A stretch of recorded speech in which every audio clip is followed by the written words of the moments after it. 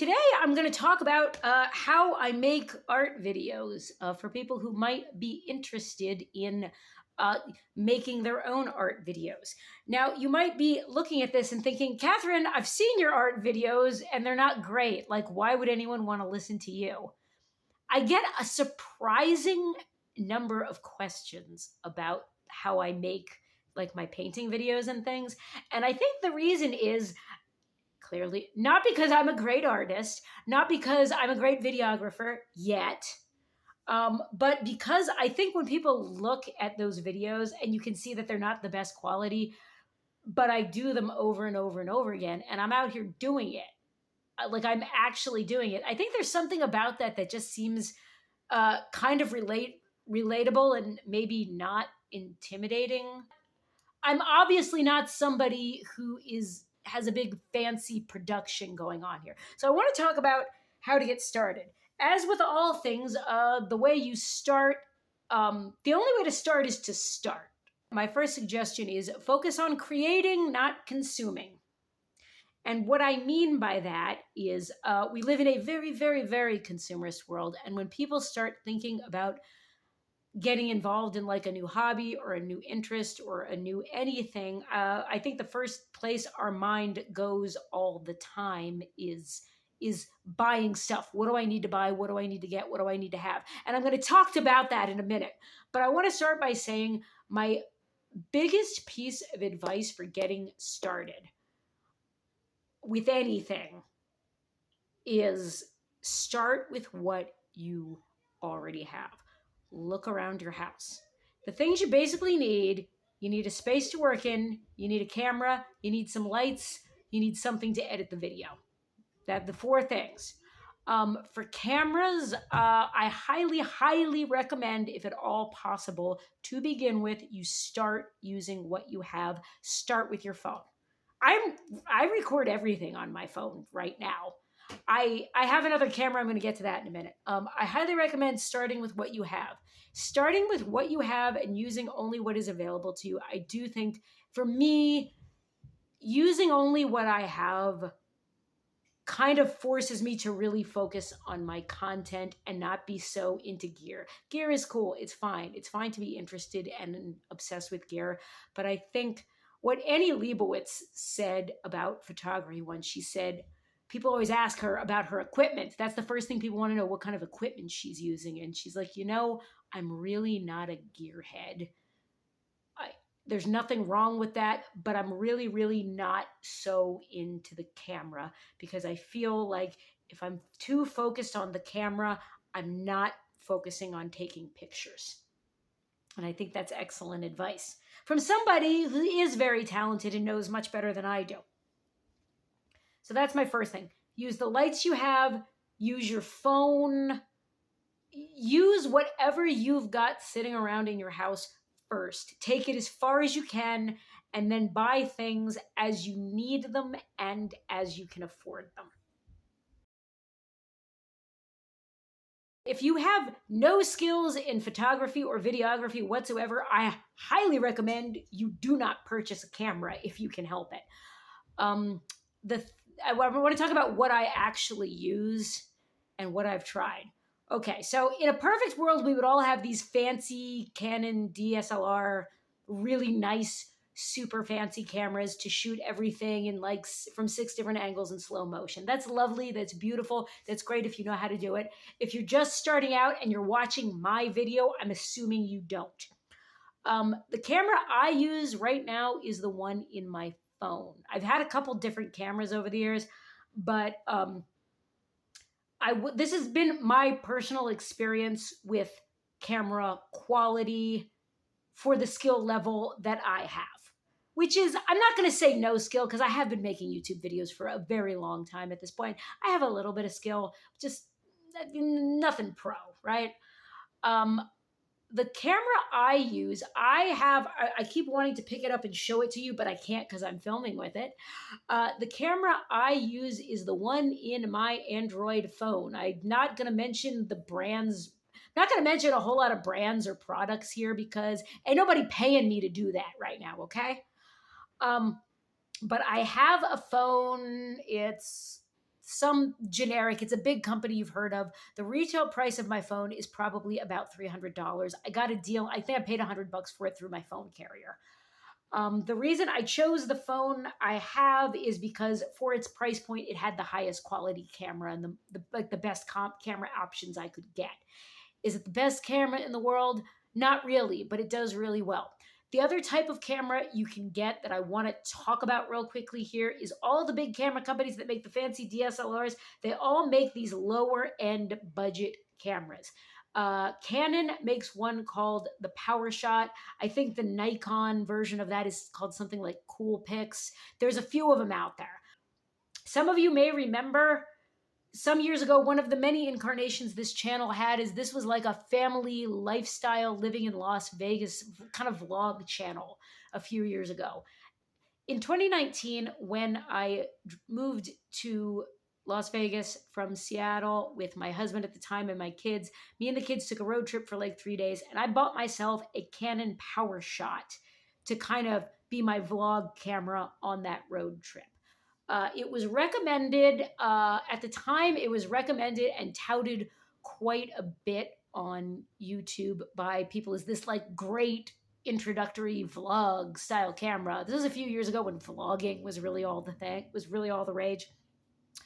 And it was recommended by a channel who, and I do not mean any, I am all for the brand deals and the affiliate links, okay? We all got bills to pay here on the internet. I get it. But you have to remember, a lot of people doing these product reviews and recommending things, they have brand deals and relationships with these companies, and they've got all these affiliate things. It's like, it's marketing.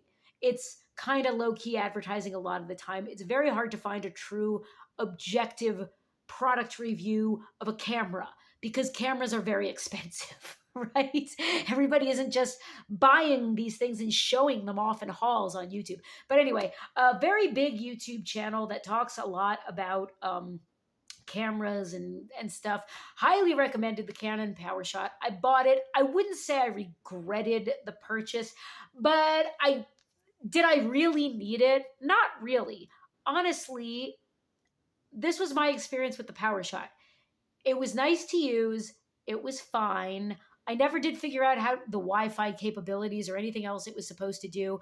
I found it, the quality of the camera, the quality of the picture I got out of that camera and the other kind of lower-ish end cameras like the Nikon one and all that stuff. Every time I've used a camera like that, honestly, I do not see the difference in quality between that and my medium quality Android phone. I don't see the difference. For me, the biggest difference in the quality of a video is the lighting, not really the camera. If I were using an expensive camera versus my low-end-ish Android phone, maybe there'd be a big discrepancy. But what I'm saying is I wouldn't run out and buy something like a Canon PowerShot immediately. Chances are what you're going to get out of your phone, unless it is like a really bottom line Android phone, what you're going to get out of your phone is probably just as good. That's just my opinion. That has been my observation.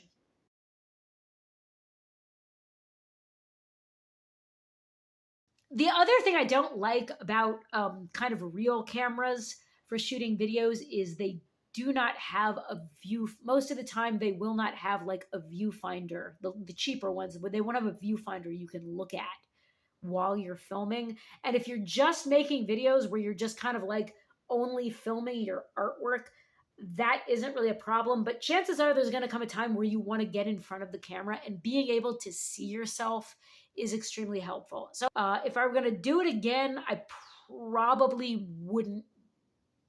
I didn't hate owning that camera. I did use it for things, but if I were going to do it again, I probably wouldn't bother.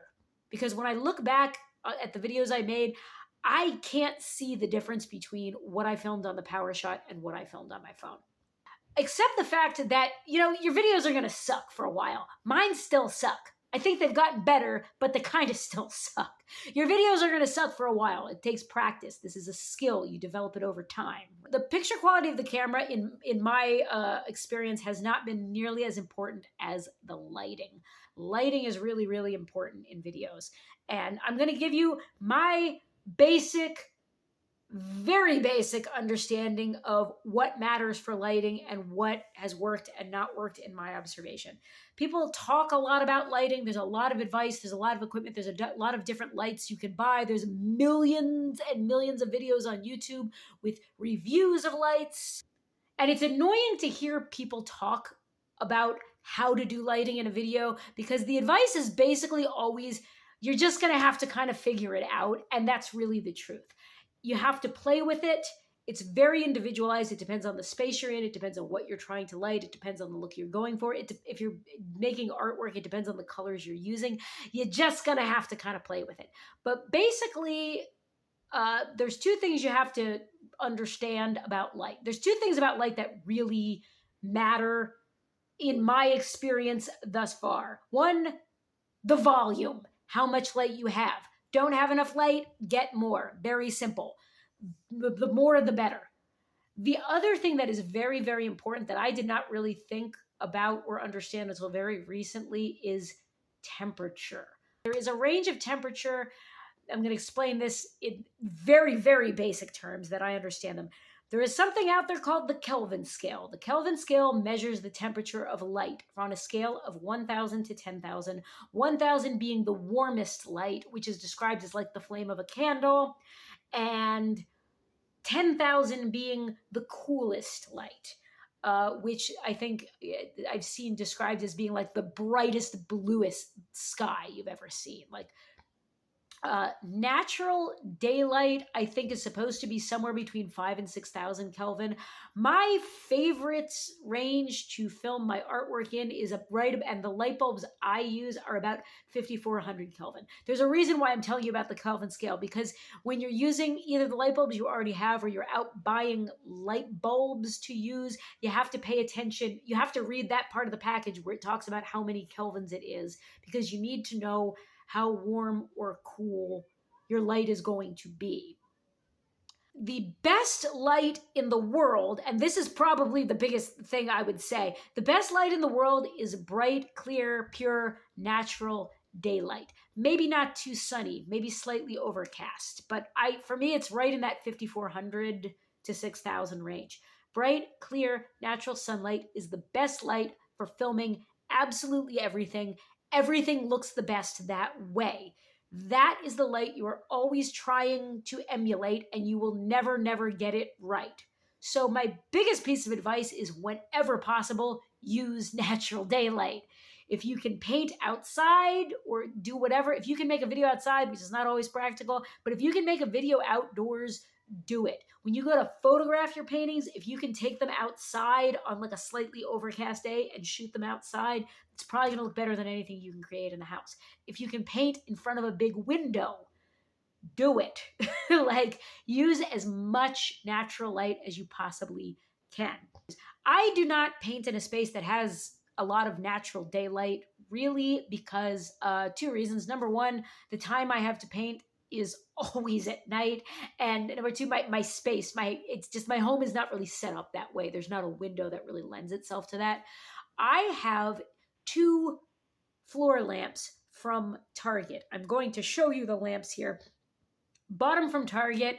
They're in like the $10 to $20 range. One of them, they both have 2 light bulbs in them. One points straight up at the ceiling. The other one has one of those bendy arms you can kind of move around. That's what I use to light. I also have some like little table lamps, like little nightstand type lights in this room. And when I am filming a painting video, I turn on all the lights.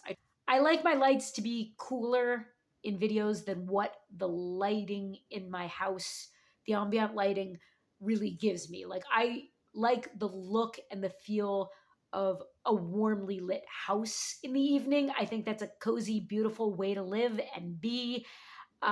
So I have different light bulbs that I use to light up my paintings than the ones that are just in the house. I actually use a combination of warm and cool light bulbs in these 2 floor lamps I have. When I'm lighting a video like this type of video where I'm just sitting here talking to you, I can take that light and I can point it directly at my beautiful face and light myself right up. And that's how this kind of a talking head video ends up looking good. You can point the light right at yourself.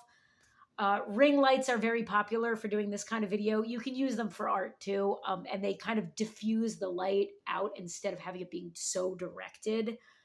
But it really doesn't matter.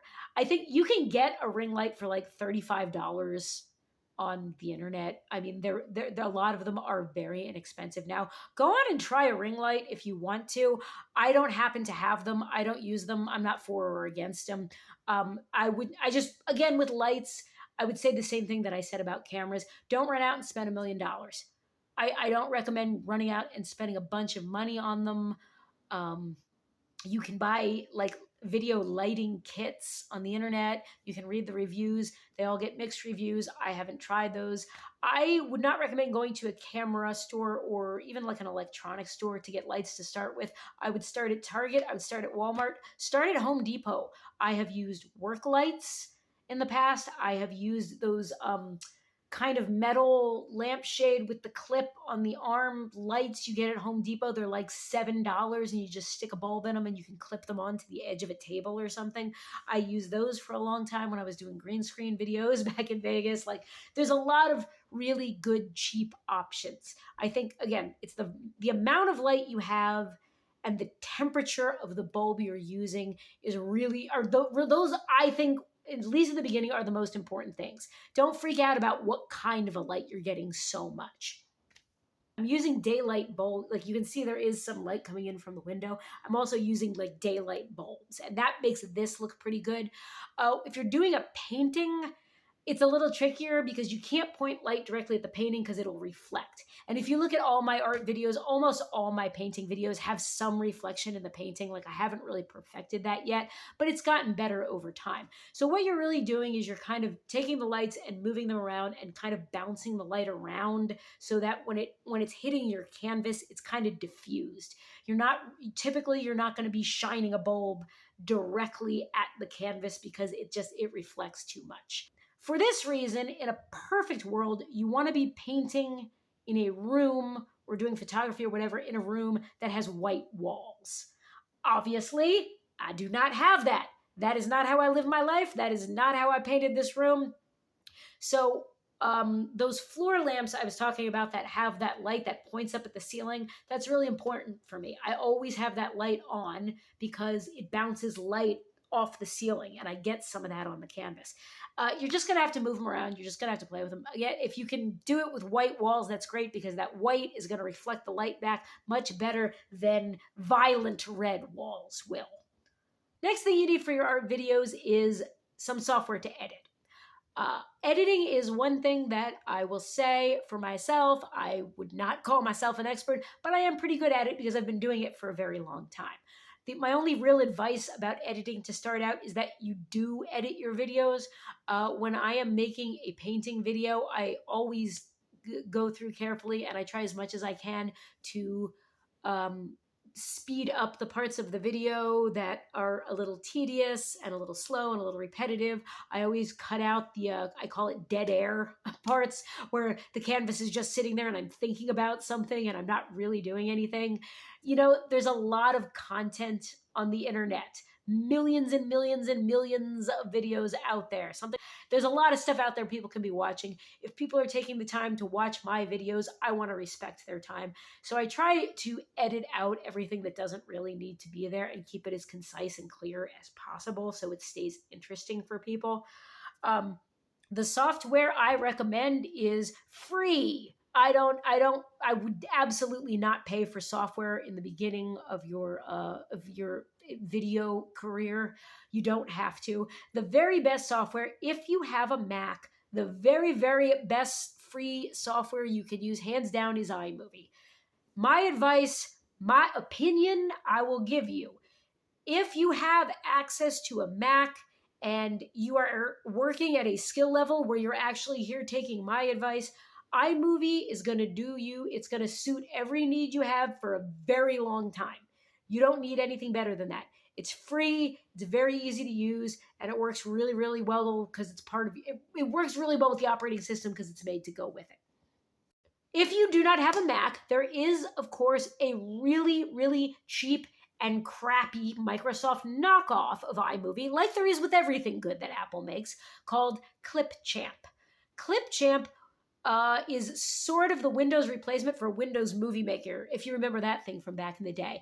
It is a lesser known piece of Microsoft software because it sucks. It's if you have Windows 10 or 11, if you go to the Start menu and type in Clipchamp, 2 words, it will come up. You can open it. You kind of make an account. Honestly, it's not nearly as good as iMovie, but it will get the job done. It has all the basic functions. When I say Clipchamp isn't as good, it's not because it doesn't have the features to do what you need it to do. It's just that it's kind of software, kind of webware. It's janky. It does some cloud-based stuff. It's buggy and it crashes a lot. And I personally find it difficult to use.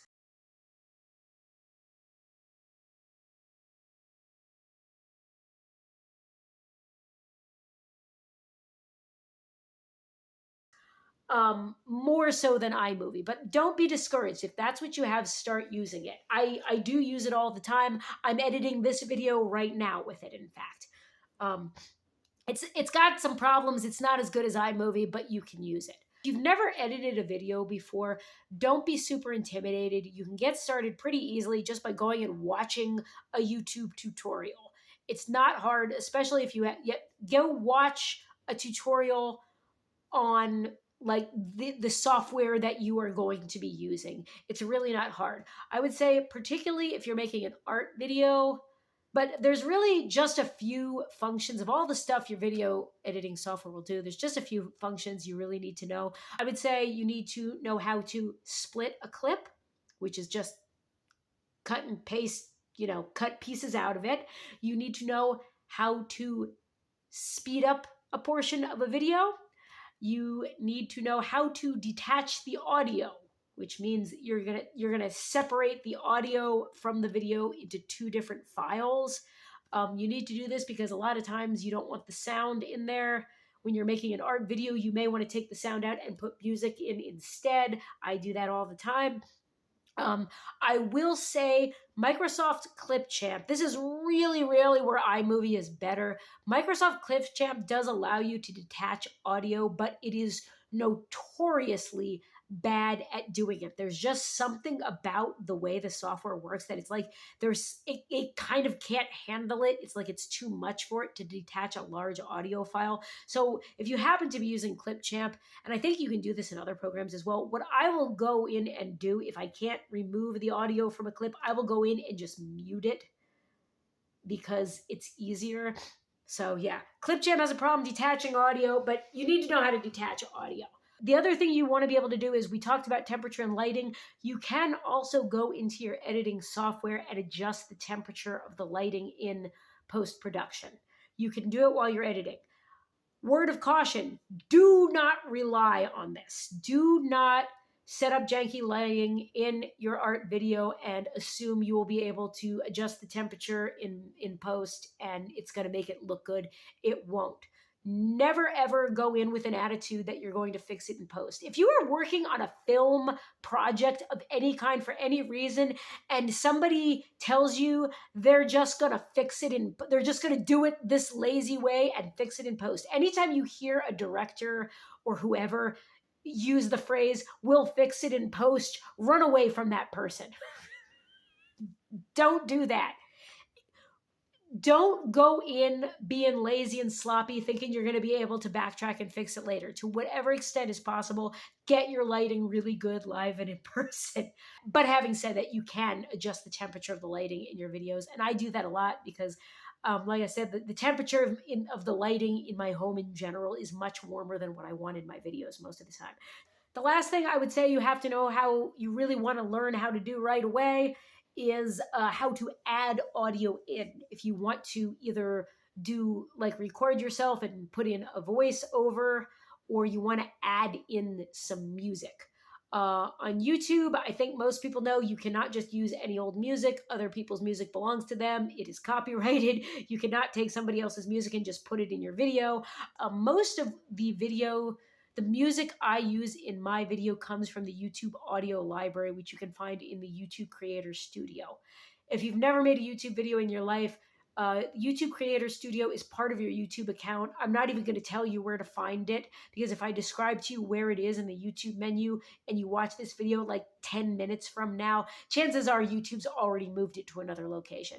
But you go into YouTube Creator Studio, that's where you're going to upload your videos. There is a place there called the Audio Library that has a whole slew of all kinds of music and sound effects you can use that are royalty free.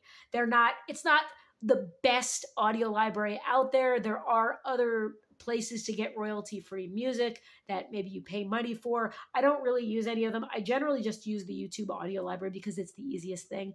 It's not the greatest stuff, but it does work. When you download a song from the YouTube audio library, make sure that it has a license that allows you to use it in the way you want to use it. This is the most common. I'm going to post here the most common license that I see in the YouTube audio library. This is the only one I use. I like to keep it simple. I'm not trying to mess with making a whole video only to find out that there's like a copyright issue with it and I have to go in and like adjust the audio or something. That's annoying. I don't like doing that. If a song does not have this YouTube license, I just don't mess with it. I just find something else. There are other places you can get royalty-free music. A word of caution about them, though. Other platforms that give you this royalty-free music, sometimes that royalty-free music does not quite jive with YouTube.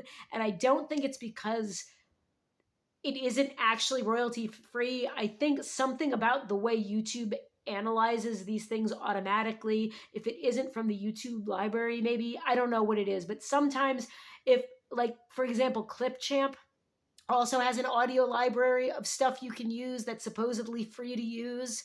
But sometimes when I have used a song that I got on Clipchamp on YouTube, YouTube has been like, this one's iffy, maybe you should replace it. And there's a way you can do that in YouTube Studio, by the way. YouTube Studio is pretty good. YouTube is actually pretty good about this. When you upload a video and it sees there's something that picks up, like there's a song there that might be somebody else's and maybe you can't really use it. There's a way you can kind of swap out the audio for something else on YouTube. I've used it a few times and it actually works pretty well. Anyway, make sure you're using music you can use. The easiest way to do that is just to get it directly out of the YouTube audio library. F that Clipchamp library. That thing's a pain. So I'm going to show you my actual setup in a minute here. But the last thing I want to talk about for getting started with your own videos is the nature of YouTube and the internet itself.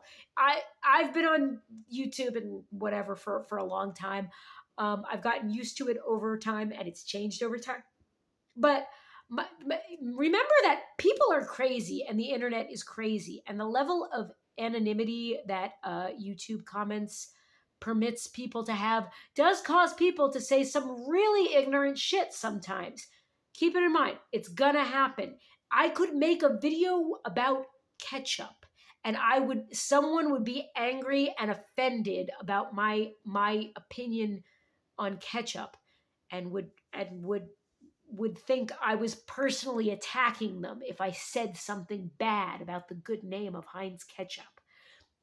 People are weird on the internet and you're going to get some weird comments and you do have to kind of just accept that that's going to happen. Sometimes people just have some feedback. Sometimes they're just letting you know something. Sometimes they're just telling you something about yourself that you maybe find embarrassing and didn't want anybody to notice. Sometimes they're just being rude and projecting onto you. Whatever it is, just know it's going to happen. And I have been on this platform since 2006, and I will say the hatefulness and just the meanness of comments on YouTube has really, believe it or not, that stuff really has gotten much, much better over the years. It's much better than it used to be. I think a wider social conversation about bullying and the importance of inclusion for everybody.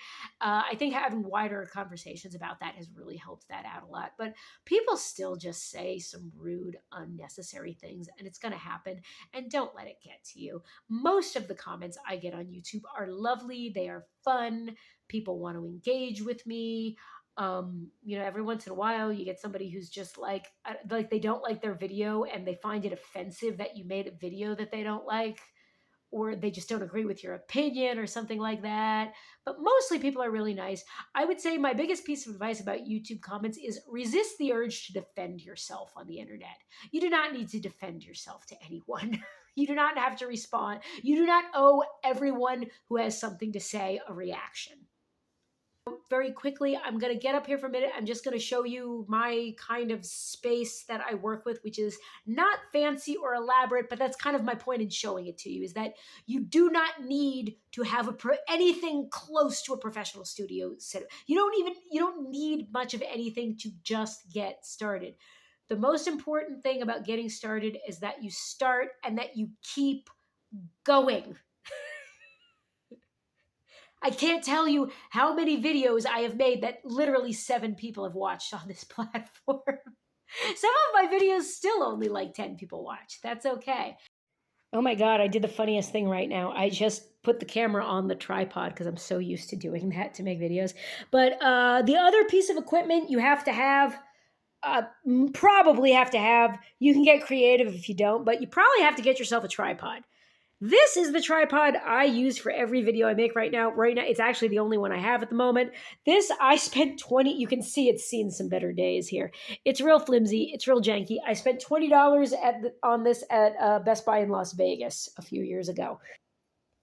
Here's the deal on the cheap tripods versus the expensive ones. Okay, if you are going to just set up a tripod in your house, and you're just going to leave it there. You're not going to really move it around much. You're just going to have it sit in one location, just be there, camera, phone, whatever on it, and you're just going to record and leave it alone there, mostly. This will do you. The cheap-ass tripod from Best Buy will do you. If you are going to be running around with it, you're going to be taking it out places, you're going to be throwing it in your car, you're going to be breaking it down and setting it up over and over again all the time and taking it lots of places. Maybe it's going to be exposed to some weather. If you're going to be out moving it around using it a lot like that, you're probably going to want a better one because this thing's super flimsy. They are cheap. It was $20 for a reason. Again, if you're not taking it anywhere, you're probably not going to break it too fast. If I had to run out and be out on locations doing stuff, this one would probably not work. It would break way too fast. You want to make sure it has a couple accessories with it. You want to make sure you can screw.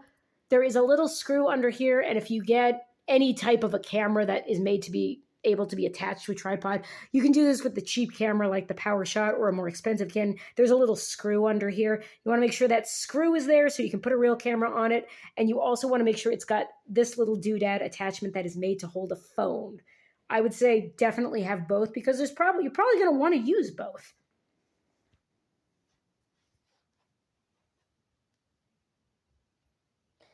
If you really don't even want to be bothered to spend money on a tripod yet, get creative. Let me know how it goes. When I shoot everything for my painting videos from the top down. So you have to make sure you get something that's got enough of a swivel, which again, this was a $20 tripod. I put my phone in this holder and I just point it straight down. I shoot like this. These little table things are like, I don't know, they came from like Michael's or something. It doesn't really matter where they came from. These are like little TV tray desks I bought for my kids to use. They never really used them. They became my YouTube setup. I use this table that's way, way low down to the ground because I like to shoot from the top down. And the lower you are to the ground, the easier it is. Like the lower you are to the floor, the more options you have for angles. If I were shooting on a table that was way up here, I would have to get on top of that somehow in order to shoot top down. So depending on the space you have, I highly, highly recommend. If you just want to do something, the easiest thing to do, I think, is to work on the floor, work low down, and just set up your tripod over it. That's the easiest thing for me. You might want to kick it Bob Ross style and just, set it up so the camera points straight out and you're just like working on an easel and people can see you in the video. I just happen not to do that. This is what works for me. These are those floor lamps I was telling you about. I got a mixture of daylight and like warm and cool bulbs here. I try to have these two be, and the camera isn't going to pick up too much of the differences in the light, I don't think. But that's like a cool bulb and that's a warm bulb. Not sure how well you can see the difference between the light there, but I like to, in a perfect world, when my light bulbs go out, I just grab a light bulb from somewhere else in my house, like the one over the stove or something, and I just throw it in there. Until I get to the store and buy new ones. But what I like to have is these two here, the bendy arm ones that I can move around. I like those to be cooler lights, and these are just kind of warmer ones. These point up at the ceiling, and it kind of I get the ambient light, it reflects down. And these two here, I kind of point them straight across the canvas. I don't point them straight down, again, because you get that reflection. That's kind of how I do it. That's all I do. I'm at a point now where I feel like I could get a better camera and it would make a difference. I could get some better lighting and it would make a difference. When I have money to invest in that, I probably will. But, I think the reality is you need to max out your skill before you think more about your equipment. Max out the skill with the equipment you have. If I went out and I bought fancy lights right now, it wouldn't make me a great videographer and it wouldn't make me a great painter. I would just be spending my money, So anyway, this is my YouTube setup. I think I've probably talked long enough on here today. This is my cat. You want to keep your studio cat a pretty good distance away from the painting because otherwise they'll have green and blue fur, and that's not ideal. Hi, studio cat. I think that is probably everything I really have to say to you today. I'm going to let y'all go. I hope you're having a great day.